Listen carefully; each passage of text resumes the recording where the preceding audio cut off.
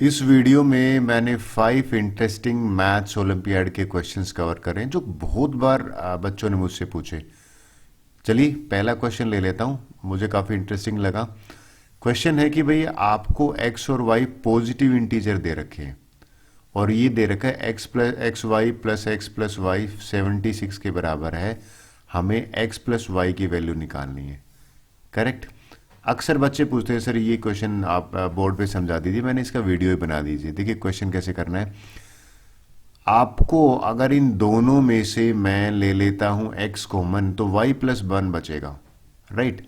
तो अब लेकिन यहां पे अकेला y बन जाएगा, तो मैं इसको रीराइट लिख लेता हूं। देखिए कैसे लिख रहा हूं, इसको मैंने xy प्लस में x लिखा। ये जो y है ना, यहां पे लिखने के बाद मैंने +1 लेफ्ट साइड में ऐड कर दिया और जो +1 है वो राइट साइड में ऐड कर दिया। क्यों करा है ऐसा? बिकॉज इन दोनों में से मैंने कॉमन लिया x, तो यहां से y+1 बना। यहां से अगर देखो कुछ भी कॉमन नहीं है तो ओबियसली 1 कॉमन होता है, तो ये भी y+1 बना और दिस इज इक्वल टू 77। अब ये दोनों में y+1 कॉमन अगर मैं ले लेता हूं तो ये y+1 और x+1 है, ये दो ब्रैकेट बन गए। अब देखिए साफ लिखा है x और y पॉजिटिव इंटीजर है। 77 है ना, उसके अगर मैं बात करूं तो 1 इंटू 77 भी हो सकता है और 11 इंटू 7 भी 77 होता है। अब 11 इंटू 77 ये तो हो नहीं सकता क्योंकि +1 करना है, तो ये पॉसिबल ही नहीं है। ये वाला जो है 11 इंटू 7 ये पॉसिबल है। वो कैसे हो जाएगा? अगर मान लीजिए मैंने इसको 11 ले लिया और इसको 7 ले लिया थोड़ी देर के लिए, तो 11 का मतलब है इसको 10 प्लस में 1 लिया मैंने, और यहाँ पे अगर इसको लिया तो 6 प्लस में 1 लिया। तो ये तो बाई हिट एंड ट्रायल अगर आप करोगे तो x की वैल्यू यहाँ से 10 आ गई और y की वैल्यू यहाँ पे 6 आ गई। या ऐसे भी उल्टा भी हो सकता है कि भाई x यहाँ पे 6 हो गया और y की वैल्यू 10 होगी। हमें तो सम निकालना था ना, तो सम निकालने का मतलब है 10 प्लस 6 करोगे तो 16 हो जाएगा। अगर आपने 16 करा है, बिल्कुल आपको बिल्कुल समझ में आ गया। चलिए नेक्स्ट क्वेश्चन ले लेते हैं। ये बहुत बार कॉम्पिटिटिव एग्जाम में भी पूछा जाता है और ये 6 स्टैंडर्ड का क्वेश्चन है और पूछा जाता है कॉलेज लेवल पे। देखिए एलसीएम नहीं लेना है यहाँ पे। अगर कोई बच्चा एलसीएम लेने बैठ जाता है बिल्कुल रॉन्ग हो जाएगा। तो कैसे करेंगे? छोटी सी कंसेप्ट है। आप ये बताना 1/2 माइनस 1/3, अगर मैं इसको सिंप्लीफाई करता हूं तो एलसीएम आया 2 × 3। आई होप एग्री करोगे। और ये हो गया 3 माइनस में 2 और ये 1/2 × 3 आ गया। अब मैं इसी कंसेप्ट को यूज करने वाला हूं। देखिए मैं क्या कह रहा हूं, मैं in place of 1/2 × 3 can I right this. इसको मैं इस तरह से एक्सप्रेस कर सकता हूं, बिल्कुल कर सकते हैं। तो इन प्लेस ऑफ दिस ना, क्योंकि ये तो कंजुगेटिव है, तो कंजुगेटिव है तो मुझे फायदा होगा, ये इसको लिख सकता हूं 1/2 माइनस में 1/3। ठीक है। यहां पे मैं क्या लिख सकता हूं? 1/3 माइनस 1/4। नेक्स्ट वाला कंटिन्यू सेम है, मैं ऐसे लिख सकता हूं 1/4 minus 1/5 and I continue right it.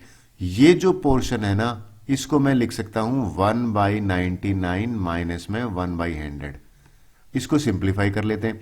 देखिए आई होप आप एग्री करोगे, ये वाला कट हो रहा है, ये माइनस का है, प्लस का है, माइनस का है, प्लस का है। इस तरह से यहां से इससे पहले वाला जो होगा ना, वो भी क्या होगा? 1/98 माइनस 1/99। डन। और ये वाला कैंसिल हो जाएगा। बचेगा क्या? यहां से तो बचा 1/2, राइट। यहां से बचा 1/10, 1/100। इन दोनों का मैंने एलसीएम ले लिया, वो 100 आ गया। 100 हो गया तो 50 माइनस में 1 करा।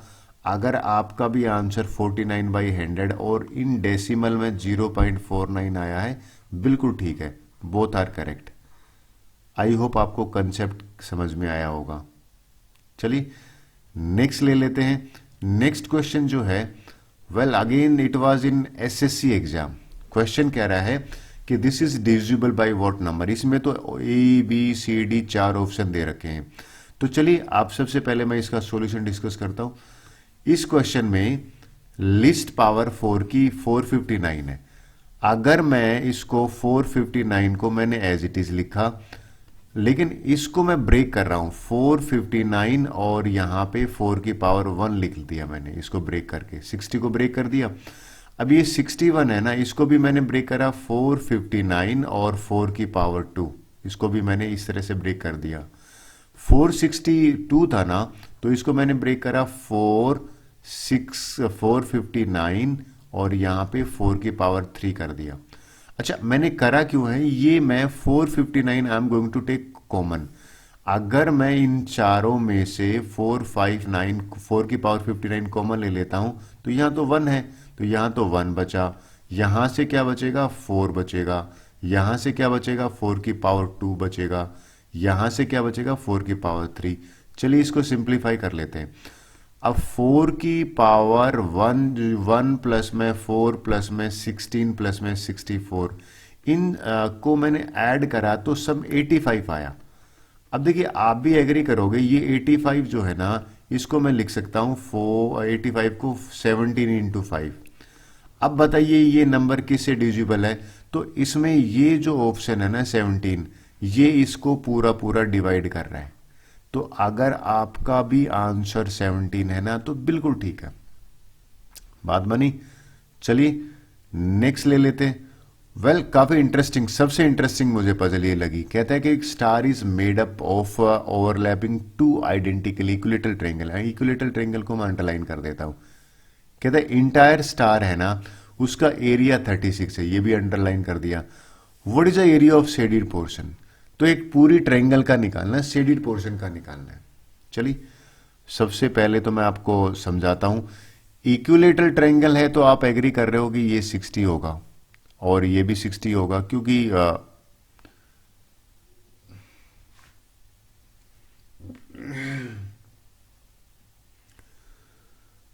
ये भी 60 डिग्री हो गया, तो इक्विलेटरल ट्रायंगल में ये 60 हो गया। डन, तो ये पहले मैं 60 डिग्री लिख देता हूं। फिर अगर आप नोट करना इसको इस फिगर में, हालांकि मुझे बताना चाहिए था कि ये जो ट्रायंगल है ना, कौन सी वाली, ये वाली ट्रायंगल, ये वाली ट्रायंगल की ये पार्ट, ये दोनों बराबर हैं। अगर ये दोनों बराबर हैं तो ओबियसली ये आइसोसेलेस ट्रायंगल। सिमिलरली इसके भी ये दो पार्ट आपस में बराबर, इस ट्रायंगल के, कौन सी वाली, छोटे वाली, इसके भी दोनों पार्ट बराबर है। आइसोसेलेस ट्रायंगल में आपने पढ़ा होगा कि अगर दो साइड बराबर है उनके सामने वाला एंगल भी बराबर होगा। तो ये जो दोनों एंगल है ना, वो भी बराबर हो जाएंगे। 180 में से 60 माइनस करूंगा 120, 120 में से दो पार्ट करूंगा तो 60 60, यानी कि मैंने ये यहां से कर लिया कि ये भी एक छोटी इक्विलेटरल ट्रायंगल है। आपने ध्यान दिया, ये भी इक्विलेटरल ट्रायंगल है, 60 60 आ गया, ये भी इक्विलेटरल ट्रायंगल है, 60 डिग्री हो गया। तो इस तरह से मैंने ये जो छोटी वाली ट्रायंगल था ये पता कर लिया कि 60 डिग्री है। करेक्ट। नेक्स्ट बात करते हैं कि अगर ये 60 डिग्री है तो एक चीज तो कंफर्म होगी क्या, कि भैया ये जो लेंथ है ना, ये वाली लेंथ, ये इसके भी बराबर है और ये इसके भी बराबर है। अब ये सारी बराबर हैं, तो और अच्छी बात क्या होगी कि जो अंदर ये बनी है ना हेक्सागन, ये हेक्सागन एक रेगुलर हेक्सागन है। मैं लिख देता हूं, रेगुलर हेक्सागन वो होती है जिसके सारे एंगल और साइड बराबर होती हैं। हमने कैसे करी ये बराबर है, क्योंकि साफ इसमें मैंने लिखा हुआ है कि ये वाली साइड जो है ये इसके बराबर होगी और ये वाली साइड जो है वो ये इसके बराबर, तो ये रेगुलर हेक्सागन होगी। अब रेगुलर हेक्सागन में अगर आपने नोट करा होगा, सेंटर से जो मैं ट्रायंगल बनाऊंगा ना, तो वो भी ट्रायंगल जो है ना वो 6 ट्रायंगल बनेंगी, छोटी 1 2 3 4 5 और ये 6 बनी। और इनमें 6 ट्रायंगल है तो हमें सबको पता है ये एंगल जो होता है 360 का होता है। तो ये जो सेंटर में जो एंगल आया ना, इसके 6 अगर मैं पार्ट करूंगा तो ईच एंगल 60 का आ गया, ये 60 हो गया। और अगर आपने थोड़ा बहुत पढ़ रखा होगा तो ये दोनों साइड बराबर होती हैं, तो ये 60 हो गया तो ये भी 60 हो गया और ये भी 60 हो गया, तो ये भी इक्विलेटरल ट्रायंगल होगी। अब ये इक्विलेटरल ट्रायंगल है, और वैसे भी एक रेगुलर हेक्सागन का जो एंगल होता है ना, हेक्सागन में साइड कितनी होती है, अगर आप ध्यान होगा 6 होता है।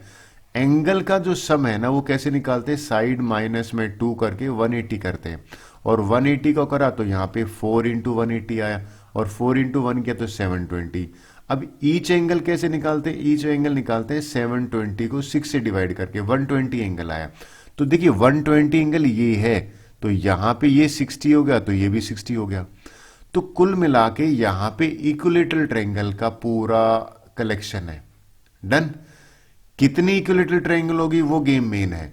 इसमें पहली इक्विलेटरल ट्रायंगल ये होगी 1, फिर ये होगी 2, फिर ये होगी 3, यहाँ पे होगी 4, यहाँ पे होगी 5 और ये होगी 6। 6 यहाँ पे हैं और 6 ही अंदर है, राइट। तो टोटल जो है ना वो 12 इक्विलेटरल ट्रायंगल होगी। अब 12 ट्रायंगल से ही ये स्टार बना है। 12 ट्रायंगल्स है ना, उनका एरिया 36 के बराबर है, राइट। तो मुझे एक ट्रायंगल का एरिया जो है ना वो बहुत आसानी से मिल जाएगा। 1 ट्रायंगल का एरिया यहां से मिल जाएगा। 36 को मैं 12 से डिवाइड कर दूंगा, 3 आ गया। अगर एक ट्रायंगल का 3 आ गया तो मुझसे तो क्या पूछा हुआ था, what is the area of A shaded portion. Shaded portion में कितनी ट्रायंगल है। अगर शेडिड पोर्शन का एरिया आपको निकालना है तो यहां पे ये बराबर हो जाएगा 1 2 6 अंदर है, 6 में 3 यहां पे जोड़ दिया 9, तो 9 इंटू 3 करोगे तो इसका आंसर हो जाएगा 27 सेंटीमीटर स्क्वायर। अगर आपका आंसर 27 था पहले, बिल्कुल ठीक है। डन। अब इस वीडियो की लास्ट पजल है ना वो सबसे इजी है, I think you will enjoy. कहता है ये एक स्टार है, what is the sum of these 6 angles. और इसका सम है वो मैं बता देता हूं आंसर में। देखिए सम है वो हो जाएगा 360 डिग्री। आप बोलोगे कैसे, यहां पे एक ट्रायंगल ये बनी और आपको सबको पता है कि एक ट्रायंगल जो है उसका सम 180 होता है। तो 2 ट्रायंगल्स हैं और 2 ट्रायंगल्स हैं तो एक ट्रायंगल का 180 होता है, तो 2 इंटू 180 कर दिया तो यहां पे आंसर 360 आ गया।